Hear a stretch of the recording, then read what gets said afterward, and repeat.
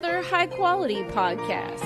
And now, your host, Alex from Swamp Rat Fishing, and the co-hostess with the mostest, the Jabberhammer, Paul Roberts.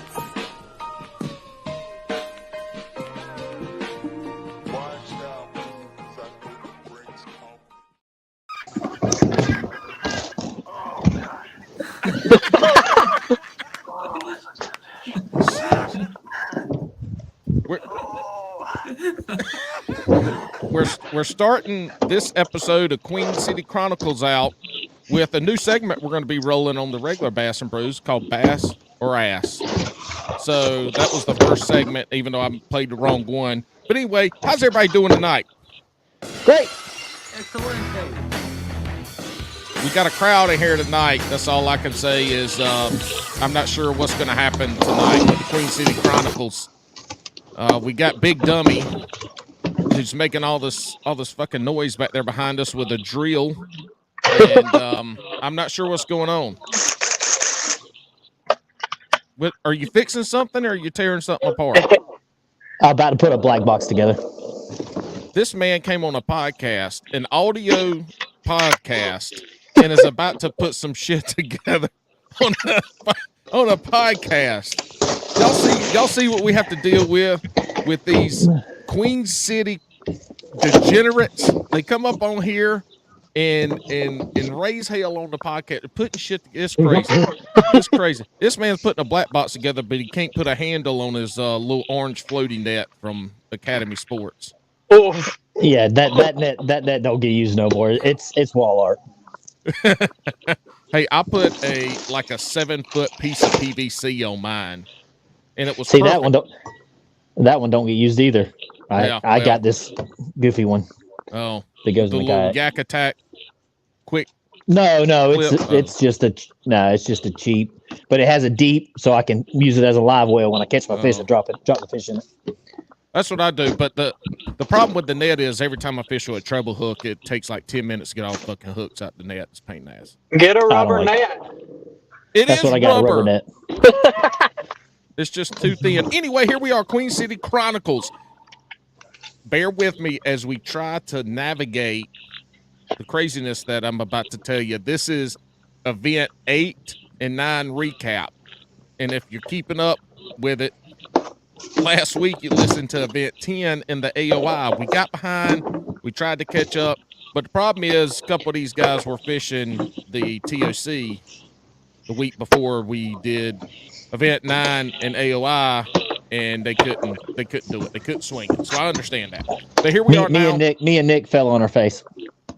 We'll see. Y'all should come on the podcast. We should have. It would probably brought us luck, but you pushed it back a week. I could have just done it while I was down there. Hey, I fell on my face too, so it's all good. I will tell you what. Pretty much everybody that's been on the podcast, their tournament after they've come on has been really crappy, except for a couple. I'm not sure if we'd have brought you any luck, but at least you would have had a good time. Oh, I definitely had a good time. Anyway, here we are now. We're going to recap these tournaments in the Bass and Brew style of, and again, I have no idea what's going to happen now. See, he just threw his black box, and he didn't even put the first screw in. We do have Nick Huddleston on with us tonight. He is the troublemaker from the Jordan Lake Queen City tournament last year. 5 minutes into the tournament, I think he was hollering and screaming at a boater. No, that was me. Barrington. Oh. That was you. Oh no, that was at Jordan. You did it too, Nick, last year? Yeah, the CK. Yeah, I was watching Adam crush the fish, and I was sitting there cussing this boater out, and Adam said, only thing you didn't do was get on his boat. He said, I was ready for you to get on his boat. It made me so mad. I'm sitting there, he literally pulls up on the bridge, cast and then cast over me in the kayak. See, Nick, and Nick, I thought when me and you talked last year, you'd had a run-in with somebody on Jordan too. Am I making shit up? No. Was it Jordan? I'm pretty sure it was Jordan. Yeah, it was a CKA event though. Okay. Yeah. Well, see, here we are. We got two troublemakers. Y'all couldn't be like your boy and take their ass to the dock and knock the bloody the lip.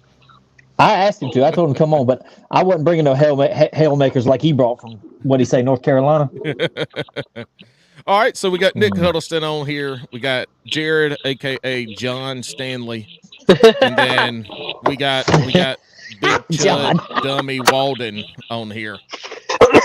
That's what happens when autocorrect takes over. I got way more Johns than Jared's in my phone book. I guess I don't know. That wasn't autocorrect. That's Chad's thing from now on. There's a story behind that. No, it's not just mine. Good. It's Pastor Mike's and it's Jeremy. He is John from now on. Oh, okay. Well, there we go. We love to give nicknames around here, especially terrible ones like John. That or Little Sexy. We can call him Little Sexy. Hey, Man's over there. I'm over there in my old age 42, and I'm over there dying after practice and for the TOC on day one, and he's over there going to the gym after we eat dinner at 10 o'clock at night. I'm in the gym parking lot, Chad. Overachiever. Well, he needs to cut down on the cardio and start bulking up a little bit because his little skinny ass arms can't reel in no big fish. That's right. Hey, you just gotta set the hook, baby. Look, you get fat. Hold on. You get fat like me, and you ain't got to worry about nothing but leaning into them. And then the worst part, I done got so fat the last 2 years. It's like fucking hard to bend over to take a picture of my fish on the board. I got to take a really deep breath and blow it out and bend over so I can get 2 or 3 pictures snapped. It's a bad thing. But you got cushion for the rod butt. I got no cushion. I ain't catching big enough fish to be cushioning with my tummy. All right, we're going to start with event 8. We got Nick on here. He was in second place. He wasn't good enough to win, but he was better than Jared, who had a respectable 12th place. Refresh our memories here, John Stanley, double JS. Where was event 8? Event 8 was Lake Murray, South Carolina. Boy, with an accent like that, with an accent like that, oh my God! What are we going to talk over each other all night? Oh yeah, my ADHD's bad, so you better enjoy yourself. Huh? Go ahead. I'll shut up. I'm colorblind. I didn't hear you. What'd you say? I said, go ahead. I'll shut up. I'm just kidding. I'm just fucking with you, man. Don't get all upset. Oh, I'm not. Golly. Jeez. Anyway, Jared, talk to us. Event 8, Lake Murray. Well, I fished the same place I always fished on Lake Murray. That's my favorite lake in the country, and it became that this year. I hadn't actually fished there until this year, and fished an event there in February, and day 1 kind of sucked it up and just went to a new ramp day 2, and I found something, and that ramp's worked ever since. But basically all I was doing was throwing a drop shot around docks and bridge piling the whole event. And I ended up running probably 3 miles to a bridge and catching a 17 towards the end of the day that put me in 12th. And then it stormed. And so paddling back in a storm like that came through was sort of interesting. And I couldn't do nothing. There was nowhere to get off on the bank. So it was just ride it out and get wet. Did you say paddling with an A or peddling with an E? Peddling with the E. Okay. We don't paddle. Neither do I. I paddled in a kayak like once and said, "To hell with this." If I got a paddle, yeah, no. Actually, I respect the guys that do it, but that's not for me. Yeah, it's pretty easy to tell you have not paddled anything in your life because your arms would probably fall off. Well, I think I got stamina. How deep were you fishing in bridge pylons? They were in 15 foot, and that's where most of the docks was in 10 to 15. What you guys say, big dummy? Chad, we can't hear you. He ain't talking. He's miming. He's miming. Yeah. Poorly. Just a little pink worm on a drop shot in 15 foot of water will catch him about anywhere in the country. That's the truth. I like that. Hey, side note, I like that green jackets hat you got on there. The Matthews? No, I'm talking to Chad, the green jackets. Oh, Lord, he done left. Nick Huddleston, second place. I think he has 74.5 inches. No, Is that it? 73 and a quarter. Was it? Hold on, I got it pulled up. Oh, okay. No, 73 even. Oh, okay. Jeremy has 73 and a quarter. You lost by a quarter. How does that make you feel? Yeah, I'm always losing by a quarter. 70. Did you fuck up anything during the tournament that should have got you your quarter? No, not necessarily. I have a spot just like Jared does that fishes pretty good that time of year and some grass, and I mean the fish just weren't the bigger ones weren't really committing to what I was throwing. They would just come up and snatch at it and then either let go or like just come up and hit it. They wouldn't even open their mouths on it. Well, damn, you got some to open their mouth pretty good if you got 73 inches off 4 fish. I mean, shit. Yeah, I think it was like what, all 18 inches and then a 17 and a I'm quarter trying or to something click like on that. it. It won't let me. Oh, there they are. I'm so stupid. Yeah, man, 18.75, 18.50, 18 and a 17 and 3/4. I mean, Yeah. So you missed a bunch of fish, is what you're saying. Yeah. I missed What'd a you few, miss them but on? I was just throwing a buzzbait over the top of like submerged grass, pretty much all day. Could you have downsized? Would that have helped at all, you think? No, because I switched from I went from like a half ounce or a half ounce buzzbait, and then switched to like a quarter ounce spinnerbait in the grass, and then they were still doing the same thing. The fuck is that bubble? Did y'all see that? Thumbed up. Yeah, he gave a thumbs up. From where? How did you do that? You go to chat and give a thumbs up, I'm assuming. What? Time out, Nick. Let me interrupt you because I don't know what's going on. How are y'all doing this? This is obviously my show. Does this work? Why didn't that one work? What the hell's going on? How are y'all doing that? They've got good cameras, I guess. This is weird. Alex, all right, what minute 12:15? I need Alex to come figure out how y'all are getting thumbs up bubbles. How are y'all doing that? It's AI. It's freaking me out, man. The schnozberries taste like schnozberries. Nick, I bet if you would have had a beetle spin in there and you chunked that and rolled that atop the grass, you probably would have caught a 1/4 inch that have got you at least up in there tied. I definitely would have been taking grass off of the beetle spin every cast though too. Well, man, that's a pretty good day. Did you catch them early or was it all day bite? It kind of started once the sun came up. They didn't really move to where I wanted them to until about like it's probably like 8:30, between 8 and 8:30 is when I started catching them, and I caught my last fish with like 46 seconds left, but in a different area of the lake. Nick, what tournament y'all talking about? Because I went out whenever y'all were talking about that. Lake Murray. Oh, Lake Murray. Okay. Yeah. Cool. My home lake that I sucked.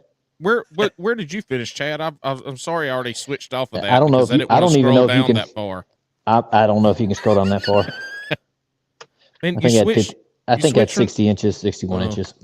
You switched from the beautiful garage with that wonderful backdrop to in your house. I had to because it was going out. What going out? What was going Service. on? Service. Oh, okay. Yeah. Gotcha. I don't know why I was doing that. That's the first time I've done it for. So. I thought you might have been getting cold because, like, my garage has no heat in it, and it's quite chilly in here. So I got my vest on. No, man, I built that as the man cave, so it's got nice. Full kitchen and everything else. So, and you need to get your little Wi-Fi extender to put out there. Well, I have one, but I don't know if it wasn't for some reason it wasn't working. Yeah, because I prefer reset them every now and again. Stupid things. I get in trouble for being too loud when I'm in the house, so. That's why I'm in the garage recording a podcast. That's why you're in the garage. My kids' rooms are above the garage, and so at first, like the first half a year I did this, they were like, "I keep hearing voices," and it was always the night I was recording a podcast. Yeah. So Nick, you're saying that you caught the fish that you caught, and like you did, that was it. You fished good, and you weren't. That was it. Second place was as good as it was going to get that day. Yeah. Well, if I had like an extra 2 minutes, I probably would have. I would have probably won with an extra 2 or 3 minutes because I found a dock right at the end that had 4 or 5 fish on it that were all 17 to 19 inches. I just didn't have time after I caught the first one. Could you see them, or were you J- scoping them? Oh, I caught the 17 3/4, and as I was pulling it up, I could see the other 2 fish follow and then dart back up under the dock. Nice.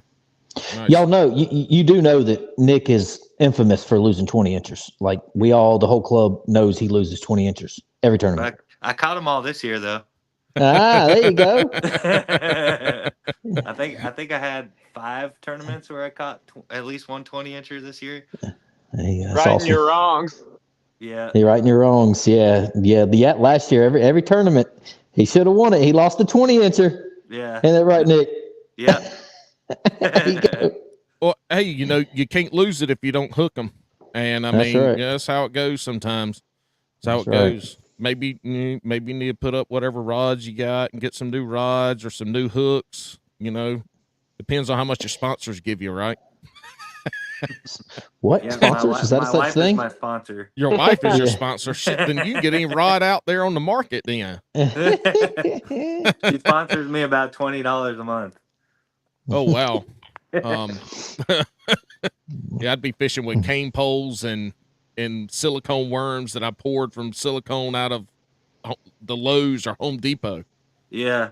No, I think the big change for me this year was actually slowing down when I hooked fish. I used to always just try to wrangle them in as quick as I could, and that was always like the killer. But this year I would just let them wear themselves out and be able to get them in pretty easy. I reel them in pretty strong to the boat. Now when I get them to the boat, I try to, not lift them up. Try to just get them in the net. But I don't catch enough fish to lose though. Hey Jared, did you fish pretty clean, or did you fuck up and could have finished better? No, I fished pretty clean. The area that I went to just didn't seem to have the quality of fish. I did have one fish on the bridge that nosed down and ate my bait on live, and it was a good one. And I didn't let him get it. I was watching live, and I watched him eat it, and I felt him eat it, but he had the end of the worm. So that was a rookie live scoping mistake that probably cost me a couple positions. I mean, not enough to move into top 5, but it cost me some positions. Sure. So obviously you were scoping. Oh, I was scoping. I'm always. I won't say I'm always scoping. I scope a lot. Well, I mean, if you got it, you should. Shit. I scope anywhere from 3 foot of water out. Oh shit! What you gonna say, Jared? Big Do Dummy? you look away? Like Jason Christie, he says he looks away whenever the fish are starting to come at it. He doesn't want to see it. He wants to feel it. I do most of the time, but the deal with that was I was in a rush, and so normally what I'll do, I'll make a cast at a fish, and if I see it swim towards it, or even if I don't, a lot of times I will hit it with my elbow to knock it away from it at like a 90-degree angle. Oh, so you'll move the scope off of it. I'll move the scope off of it because I feel like some fish now, and they didn't used to, but can feel the sonar. Mm-hmm. And yeah, I've watched them and Norman run from them. Yeah, and so if you see a fish and we're all good enough casters that you can make that cast and then, knock it offline, and then they ain't getting that pinging of the sonar. I think it helps a lot. I think it'll help you get 3 or 4 more bites throughout the day. Yeah, the hell with Lake Norman. After that state championship, when I went down there to Betty's Ford, hell no. I hated that lake, and now I quite enjoy that lake. Well, because you got fucking live scope. That's why, and you can fish and catch fish in 50 foot of water. The biggest 2 I caught this year were in less than 5 foot of water, though, and I was not scoping. Well, the rest of them probably came from down there to hell with that lake. Look, y'all been to all our lakes up here. It's all mud. I got down there and was like, God damn, that's 10 foot down there, and looks like I can stand up. This ain't for me. I'm not a Norman fan either, so I'm not a Norman fan. Well, so I cannot crack the code on that daggum lake. I can get top 10s and do pretty good on all the other lakes. But that lake right there kicks me in the teeth. I think I got a 7 or an 8 there last year, but it was windy, and I was throwing a white jackhammer on everything that wind had, and that was the only way I caught fish. So I caught my and first I got fish. lucky. Go ahead. You got lucky. No, doing go what? ahead. You got it. You go ahead. It's your podcast. No, it's yours. We're just here for the rodeo. I got more gray in my beard, and we're the same age, so. There you go.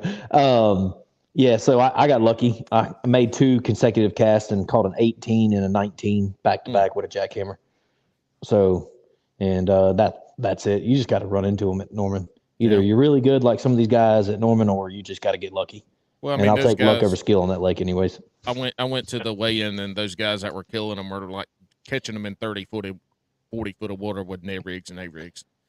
Yeah, that's my Jim, my partner that did really well. He was fishing the Ned rig in deep water, and then Pastor Mike, I think he ended up in second or third. I think Jarrett second, and Pastor Mike, and he was fishing a shaky head all day. He fished a shaky head, and then he did a prop bait for a little bit.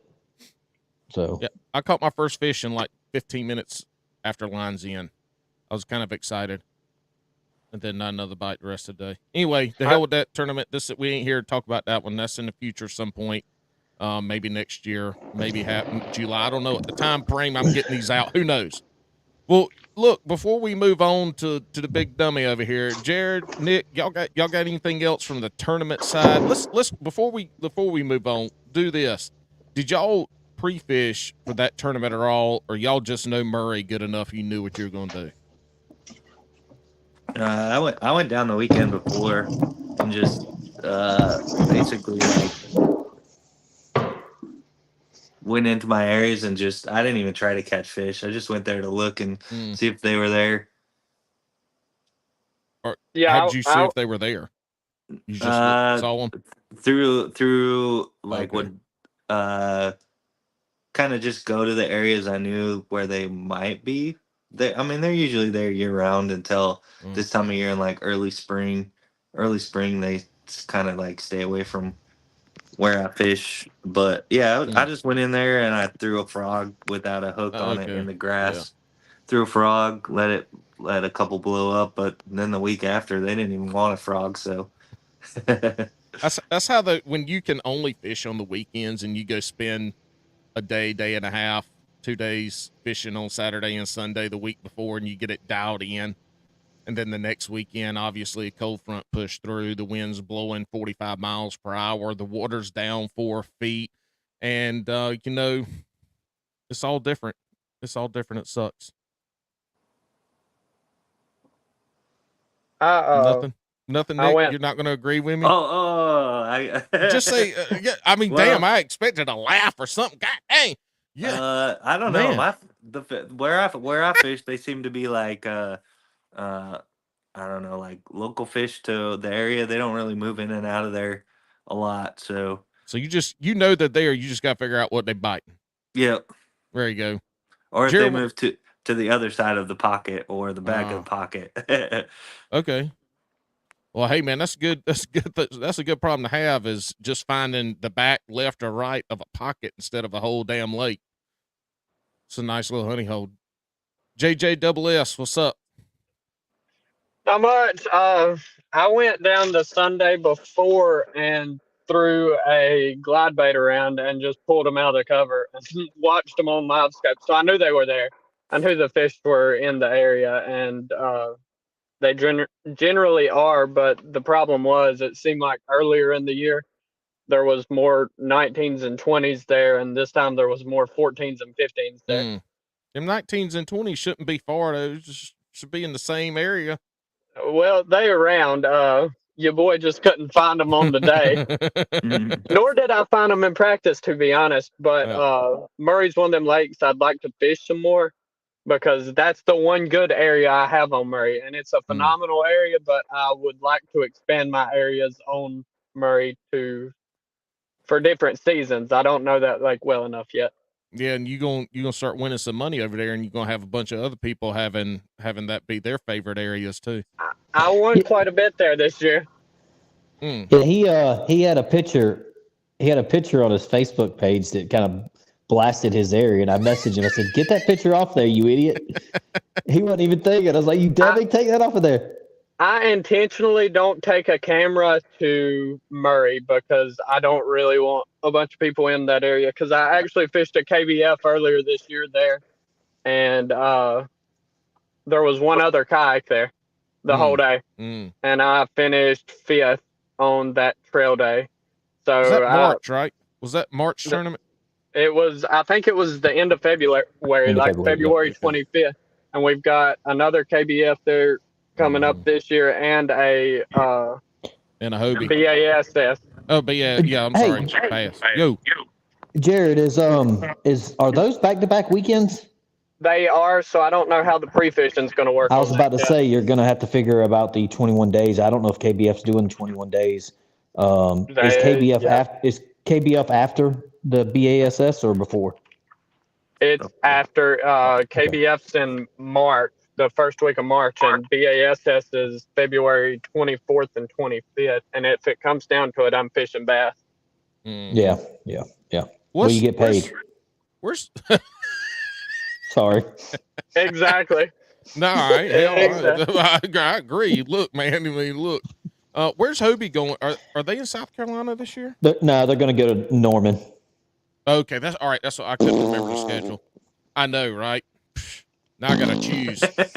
Yeah. Well, look, not that I could do goes. anything better in Murray. I ain't never fished Murray. I ain't never been to that sumbitch either. So why can't we go to Wateree? That's where I learned how to deep crank with DD22s in the mid to late '90s. Well, the problem is, if you want 200 people on Wateree, I guess you could go there. Hey, I think it would be awesome because you know what? You get a castaway and everybody gets their little spot for the day. So you better be fast to your spot. And you better have a good spot. I think that'd be a hell of a fun tournament. I'd finish dead last because the last thing I'm good at is fishing around people. I will leave fish to get away from people. All right, well let's get to event 9. That old Chad here snuck out a win by a quarter inch against Chris Gravely, which is a hammer. That's a big win there, man. You were. Like you must have been on your game that day. I was. That was my second W this year. Won the Hobie on Santee at the beginning of the year, and that was my second one. And it was a blessed year, man. I've had a blast this year, so been a good time. The Chris messaged me and was like, he's like, "You're not going to catch me. You're not going to catch me." And we went back and forth. And after the tournament, he said, "When you passed me," he said, I ain't never casted so many times in my entire life. I wanted to beat you so bad. Your buddies, you want to beat your buddies. I don't do it for money because this is a losing proposition. I do it for beating the 100 other guys' teeth in every week. So, that's my goal. So, like Jared said, I covered 16 miles, 16 and a half, 17 miles in that tournament to get away from people. I fished, and my arm at the end of the day, I threw so many times. My arm at the end of the day, I popped it out of socket and had to pop it back in. Jeremy Heath was there. You can ask him about it. He looked at me. He goes, he's like, I was like, I had to pop it back in. He's like, and I popped it back in. I was like, yeah, but getting older, stuff just don't stay where it used to. But I'm as old as you are, and I ain't never had no shit like that happen. Of course, mine's from baseball back when younger. Over working. I played baseball, basketball, football. So, you know what? I broke a bone in every sport I played except football. Really? Yeah. I broke my hand in half in baseball. I got I broke a finger in basketball and never broke a damn thing in football. Craziness. What you about to say, Jared?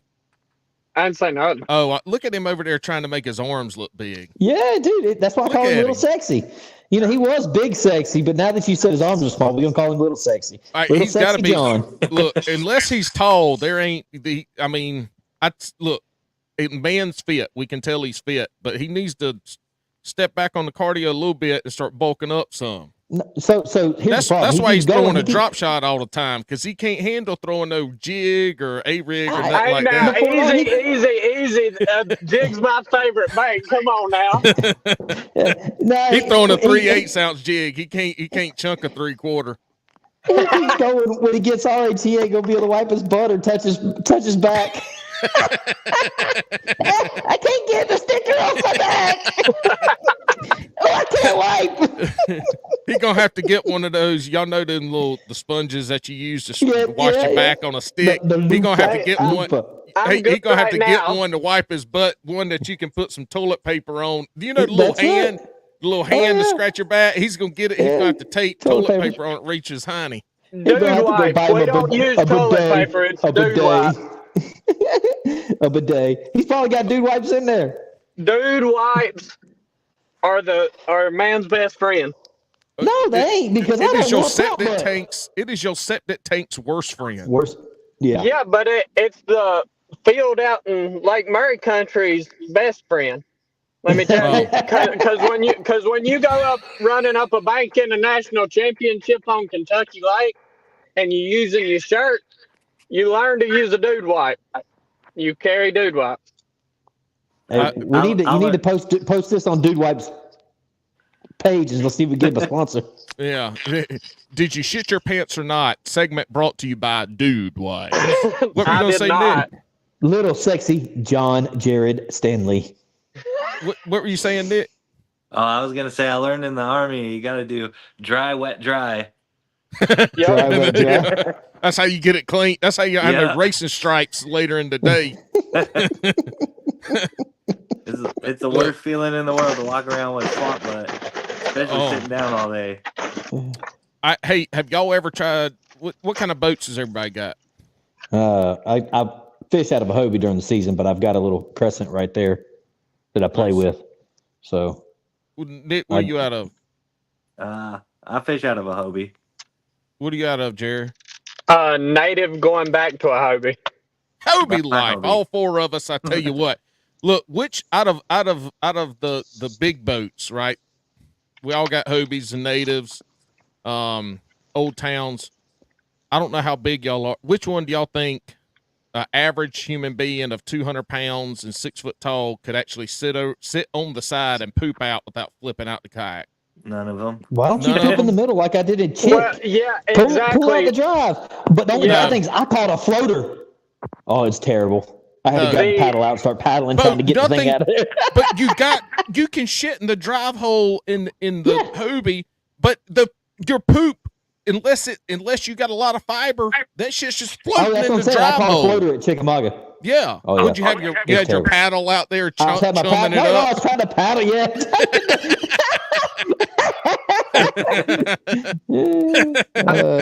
I will say a Titan you can walk around on, and a Hobie you can too, but I feel like a Titan, if you wanted to hang off the side, you would have an easier time doing it in a big Titan like a Titan 12. Because the I don't know if somebody trying to hang out the side of a kayak and not flipping it. I don't know what's wrong with y'all, because I take my dookie in the morning, and if I for whatever reason can't, I just hold that shit in the whole day. And when I get home, I got to go. You got a log like that. Oh, gotta go. So you say it, so you ain't got no pooter control. No. So here, this what my buddies, they always pick on me. Best days of fishing is when I poop before I get in the kayak, and it's probably in the woods at the boat ramp. God almighty. No, man. If I don't go if I have to poop at the ramp, I'm just holding it, man. It'll go after that first fish. It'll go away. Adrenaline will kick in. It'll go away. No. Yeah, adrenaline will kick in and just shoot out. No. Y'all need to start drinking more White Claw Surge. I ain't crapping my pants on the water. Well, me either. But all I'm saying is y'all need to do some Kegels or something, be able to hold them dookies in. You wasting time shitting in the middle of a tournament. That's like, that could be like when you 30 casts. It don't take but like just a second. Blow it out and go on your way. Not only that, when you have to use the bathroom, you cannot concentrate on tournament bass fishing at all. So I feel like I'm way more productive to go ahead and get it out of the way and feel nice, and then I can go back to fishing to the level I need to fish at.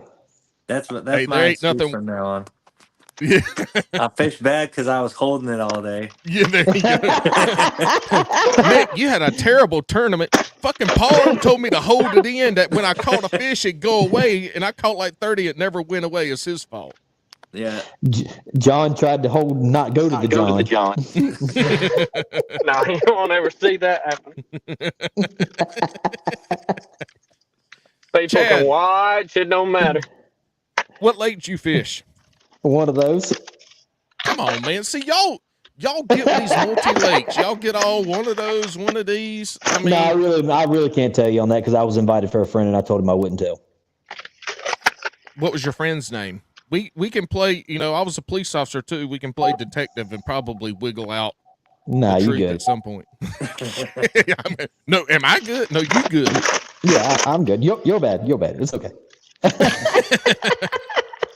What you can you at least talk about what, since we don't know what lake you were on, I'll talk about what you caught them on. Yeah, jackhammer. Of course you did. White jackhammer.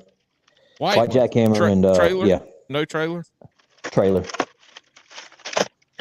Always trailer. Always trailer. Is it always a white jackhammer with you, or do you No, because like Santee, I won on a green pumpkin jackhammer. Well, it makes sense at that lake being green pumpkin. Yeah. So that and then I used a rubber worm, so like a speed worm. So I covered a lot of water. I nonstop cast. I actually caught some on a whopper plopper. I caught some on a buzz bait, and jackhammer. So it wasn't just a jackhammer. So you were just peddling, covering water, casting. Yeah, covering water. Yeah, yep. I told so it was a great day. I played the percentages on that one. And I casted at the bank all day.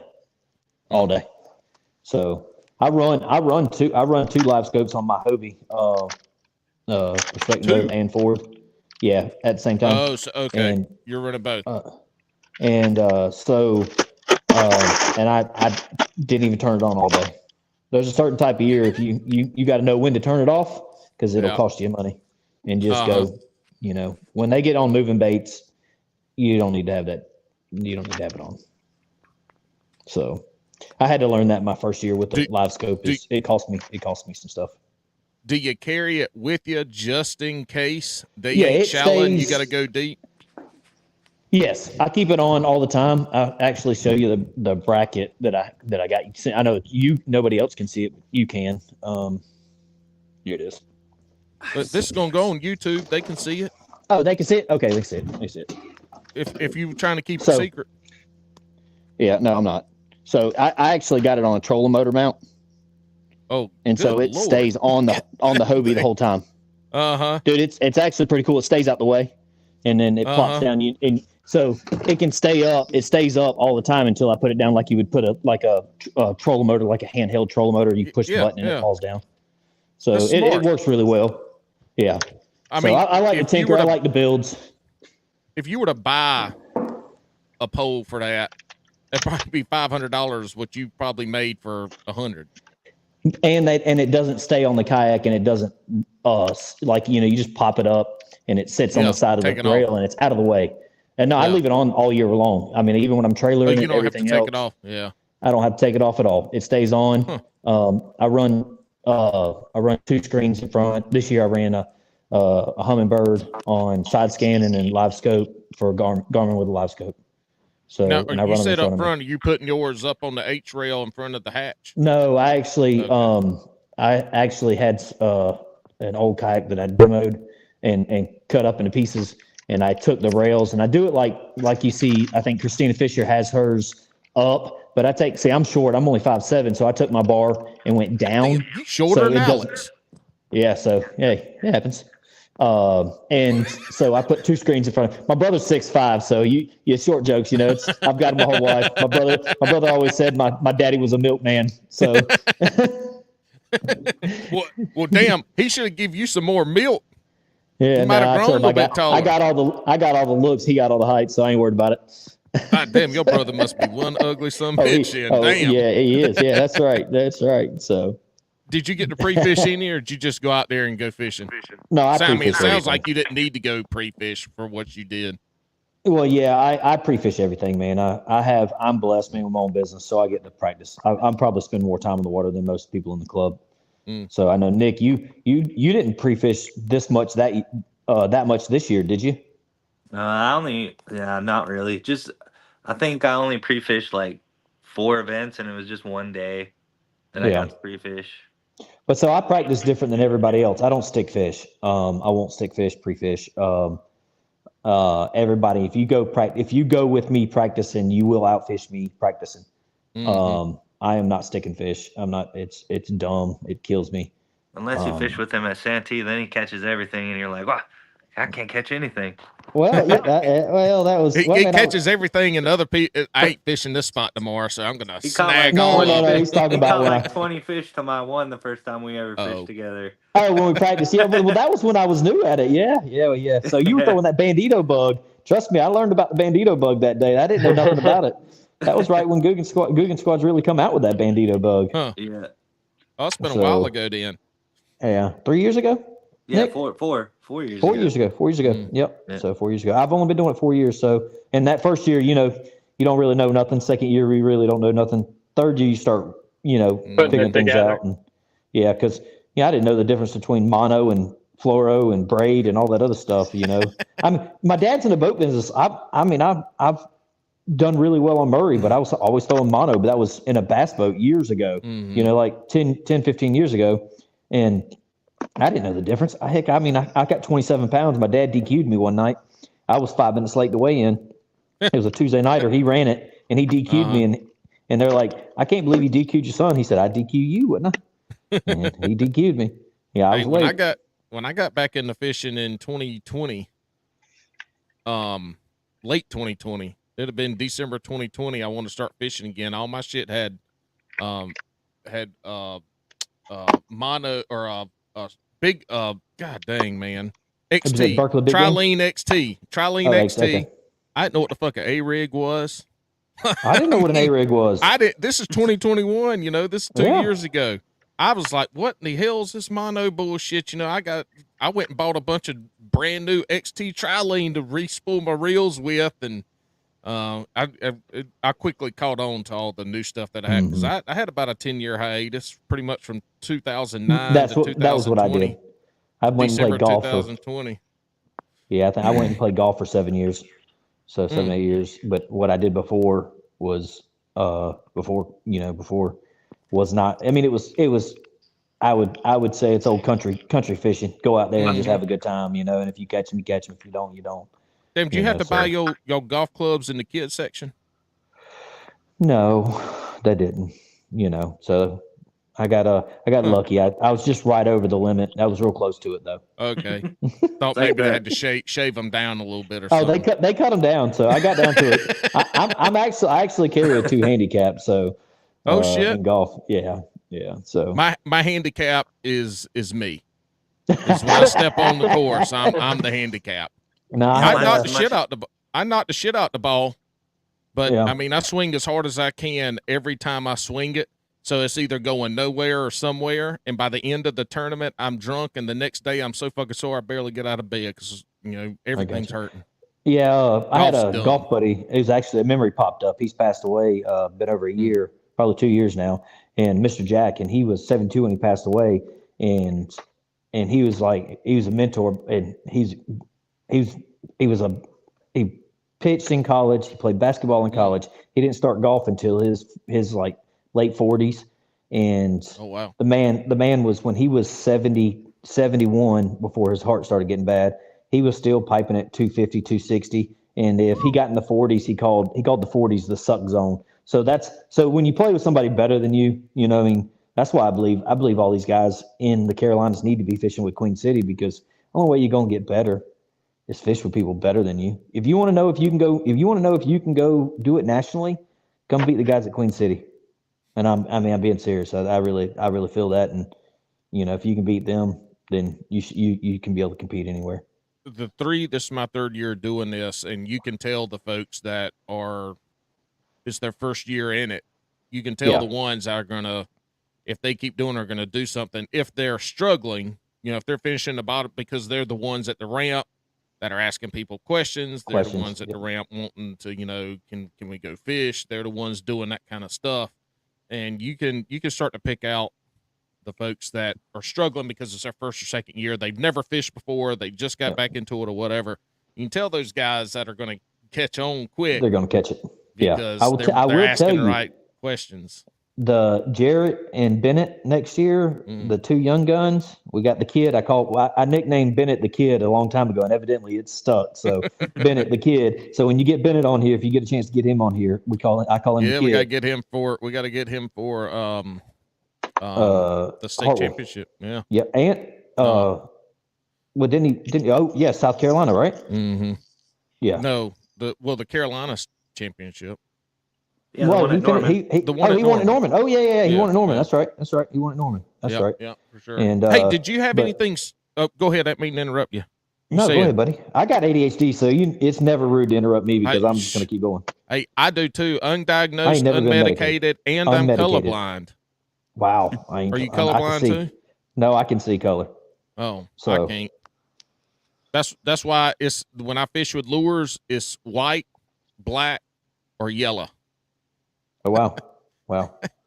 I mean, it's Mr. not Jack, that bad. my golf buddy, he was colorblind too. Yeah, it ain't that bad, but in general, I'm not worried about fleck, and if it's blue or if it's dark blue, I don't give a shit. If it's blue, it's blue. That's if they're biting a different shade of blue from Roy G. Biv, I ain't catching that fish today. I got you. That's what Rodney, my buddy Rodney Tapp, he actually won the non-boater. He won a bass boat for the Norman Bass Tournament. He's colorblind, and it's funny because we'll be in here. He'll come over to the house and we'll play with tackle and stuff, and he'll be like, he said, "What color is this?" So when he puts his boxes together, he puts it together as so he remembers where he puts them in the box, so he can know the different colors. So my shit ain't organized at all. It's organized by the lure, but the colors are all intermixed, so I'll run through them. But anyway, hey, did you have anything stupid, crazy, weird, dumb happen on the water during your tournament?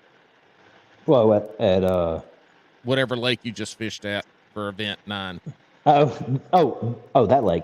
Yeah, the lake that shall not be named. No. I passed Ryan Holsey, and I passed him, and I looked at him, and I said, I'm about to catch a 20 in front of you. And he said, no, you ain't. And I hooked into this tree, and I said, oh, there he is. And I bit it over. He said, oh, you asshole. He said, and I mean, I casted right there next to him too. But it was like, and I got to laugh, and I mean, I went over there and got it off, and he's like, oh, it was a stick. I thought you sure had one. It went about 3 casts later when I caught my biggest fish of the day. Oh, shit. Right in front of me. He said, I just fished that spot. Oh, you were fishing behind him too. Oh, yeah. Oh, shit. Good times, buddy. Good times. Man, you know what? I don't ever want to quit tournaments early or leave early. Every now and again I have for whatever reason. But when somebody catches a fish behind you, there's nothing more demoralizing on the water. It's nothing more. I would rather shit my pants than somebody come up behind me and catch a fish. Do you know Jeremy won the tournament behind me at Murray? The one that Nick finished second. And I sucked. He's an animal. It happens. He's an animal. But he don't care if somebody fishes in front of him, behind him, beside him. Yeah. He'll come on. He'll give you the same lure and still beat you with it. Jeremy's pretty good, buddy. Jared John Stanley. Anything fun, crazy? Did you fall out your boat? Anything fun or crazy about Lake Wiley? That was trash. That was trash for me. I got on every time I get on a buzzbait bite in practice, a week before the tournament, it burns me. And that's what happened. And I launched out of, what's the big ramp, Chad? At Buster Wiley. Boyd. Buster Boyd. Yeah, Buster Boyd with about 100 other bass boats. And spent my day fishing behind and around bass boats, which I'd 10 times rather fish behind a bass boat.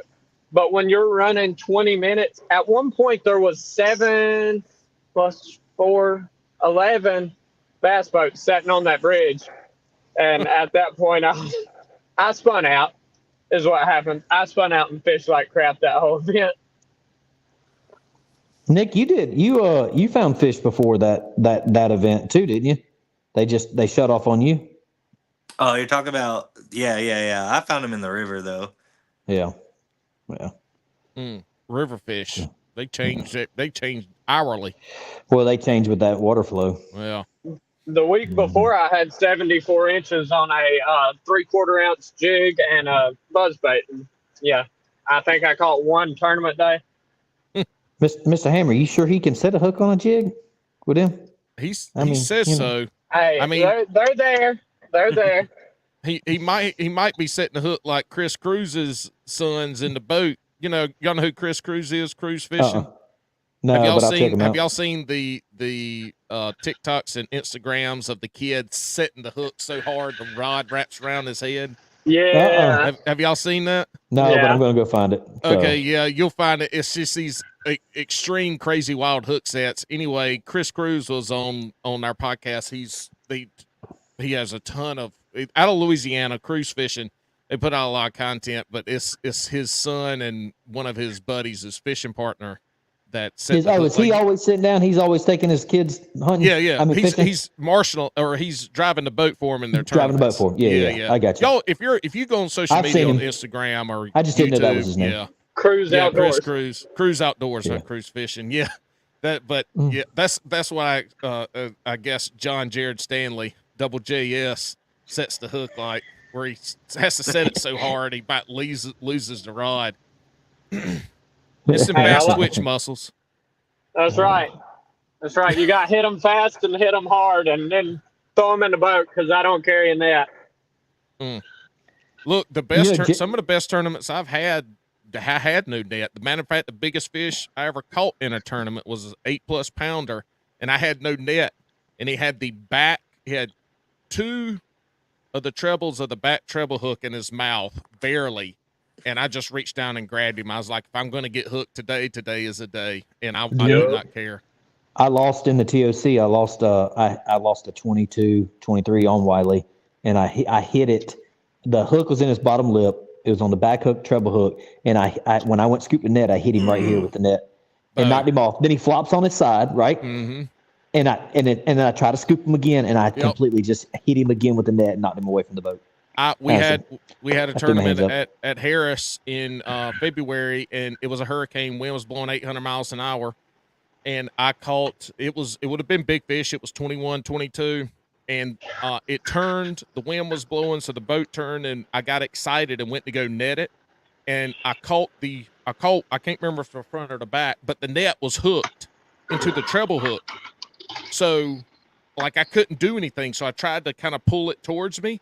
And it pulled the hook out of its mouth, and then it just sat there for a couple seconds. And I went to go net it again, but the treble hook was still in the net connected to my rod. And so when I went to go net it again, I yanked it back because I had the rod. Anyways, the clusterfuck, I was pissed. I ended up losing tournament and big fish. But anyway, Nick Huddleston. Yeah, I said a few words, and I looked around and I said, God, please forgive me, because I just knew somebody's going to be sitting there listening. So. It's okay. Sometimes when you lose fish like that, you gotta let it go. Nick, your tournament, did you do anything fun, stupid, anything crazy happen? You fall out your boat, get in a fight, get in an argument, nothing like wild happened? You're muted. Yeah, no. I just I started in the river right below the Wiley Dam, which is not where you normally start. I start down by a different area and go up the river and then back down. And I just didn't get any bites where I was at. And so I just went to Wiley. The boat ramp was like 5 minutes away from the dam, so I think I ended up with a very small limit. I can't even remember. I think I did end up with a small limit. But yeah. Any crazy things happen at Murray? At Murray? When you won second? I'm just trying to think if anything. I'm so confused why y'all are talking about Lake Wiley. But go ahead. I'm just here to hit play. I'm just here to hit record. Trying to help you, buddy. I know. Yeah. Lake Wiley was one of the lakes we could fish for Event 9. Yeah, so we fished Lake Wiley to practice for the TOC. Yeah, we don't give a shit about y'all's Event 9 because y'all did terrible at Event 9. We only brought Chad on here for Event 9. We brought y'all on here for Event 8. I'm not sure how y'all got confused with this. It's even in the Event title. Event 9's mine, guys. Go on somewhere. Event 9's mine. Here, I'll go take a nap. Event 8 was, I basically had like 69 inches up until like 2 minutes before the end of the tournament. and I went straight to I couldn't find fish anywhere else. I was fishing docks, all sorts of stuff, and they just weren't on docks with any like grass underneath them. And I was just like, hey, there's a dock that's not got grass grass under it over there. I'll just go check that one real quick. And I literally was like pulling up to it, and I was like, nah, I'm just gonna go around the corner and try this little point. And I live scoped the dock as I threw my shaky head on it, and I watched one go down on it, and I was like, well, hopefully he bites it. And he grabbed it, and he got wrapped around the pylon, and then he jumped twice, and I knew it was a big fish, or a bigger fish than my 14-incher that I had on there. So I ended up dropping my $150 boat net in the water. They're supposed to float, but it didn't. I ended up like looking around for it for a second, because I was like, well, how am I gonna get this fish in? And I just reached down and lipped it, and got a picture of it with like 46 seconds left or so, and saw those other fish with it. And that was it. I tried to cast. I think I casted one time with like 10 seconds left, and I was just like, nah. I just reeled it in real quick, so I didn't have the heartbreak of a freaking 18 or 19-inch fish. A 20. Yeah. No. There were no 20s under there, but there were definitely. You saw. Yeah, well, no, not 20. They were a little bit bigger than the 17 that I got. They were all about 17, 18, maybe 19 inches. But they were just sitting under that dock. They must have been either swimming by or just sitting on it all day, because there wasn't another dock that I caught a fish on except that one. Yeah, that's what I always heard from the Queen City guys when you fish Norman, is docks, rocks, and cocks. And I fished everything but the rocks at Norman and only caught one. Hey, it's the end of the year. We're done. Fishing's pretty much over from the tournament scene for the most part. Get Big Dummy, we're going to start off with you, Chad. Give us one thing you're taking with you into next year. Fish for bigger fish. Fish for bigger fish. Fish for bigger fish. Fish for 4 fish or 5 fish, whatever tournament you're in. I've gotten caught up, and I got better at it as this year went on. Fish for 4 fish. You got 8 hours in a Queen City. You got 8 hours. You can catch a fish every 2 hours. Fish for 4 fish, and I get caught up trying to catch my limit within the first hour, and not catching the right fish. I'm going into next year catching 4 fish, or 5 fish depending on the tournament. That is my goal like next that year. Mindset. Just give me 4 or 5 big fish. Yeah. Yep. It's very hard to have that mindset. Like go at 12 o'clock and only have 2 fish, and you're like, oh my God, I start panicking. But I've got this. I gotta get better. Got to get better. Nick Huddleston, one thing you're taking with you into next year? For me, it's probably just going to be the same thing I did this year, except a little more practice. What'd you do this year? Hold on just a second. I got to turn the light off in here. It's a Blair Witch project going on here. No, I basically did what Chad just said he was going to do next year. Is I fished for bigger bites this year early on in the day, which kind of hurt me on a couple of events. Because I would be fishing for those bigger fish, and then at the end of the day I'd be like, well, crap, I only got 2 hours left, and I only got 3. I got like an 18, a 19, and a 17. I got to catch one more fish. Where's that 12-incher at? Yeah. There were a couple times where I was fishing for just the limit, and I don't think the only event I didn't get a limit on was Catawba 1, and that was because I fished the river and didn't get out of the river in time. So. Well, look, if anybody wants to have a Bass and Brews crib episode, go watch this on YouTube, because we have got a full tour of Nick Huddleston's house tonight. Yep. Full tour. Full tour. Everything. Well, mostly of his ceiling lights and ceiling fans and walls. He does have some pretty trim up there. But we got oh my God, he's got a real ass bass boat in there. Wow. Yeah, that bass boat's rolled up on me a couple times the last year. I'm was at Hartwell, and I see this little black boat coming running around the corner. I'm like, oh, got me. Get out my hole, Nick.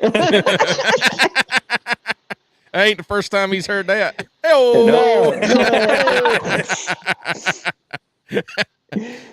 John Jared, John Stanley, Triple JS, Triple J's. What you gonna take with you into 2024, Triple J? I need to have a faster start to the season and not suck in the spring. And B, I'm going to be more aggressive because this was my first winless season, but it was also my first year with Queen City. And competition's tough. It is tough. But yeah, be more aggressive. We're coming to win next year, not finish second and third and fourth. And 12th. Bum. Yeah, hey, so 12th and 84th. Chad, Yeah, let me go first. Let me go first, Chad, before I forget. Yes, sir, boss man. Yes, This lends Jared, Triple J's, little man. When you get to the damn boat ramp before every fucking tournament in 2024, you have to do this because you just told all 4 of us and all 89 people that are going to listen to this. You got to get to the boat ramp, and right before launch, you got to be like, be aggressive. Be aggressive. I can do it. Aggressive. I can do it. Aggressive. I mean, I can friggin' do the YMCA. Hey, if you don't do that at the boat ramp right before launch on every tournament, you're not going to win a damn tournament next year. I can guarantee it. I'm gonna win next year. Well, you better do the cheer.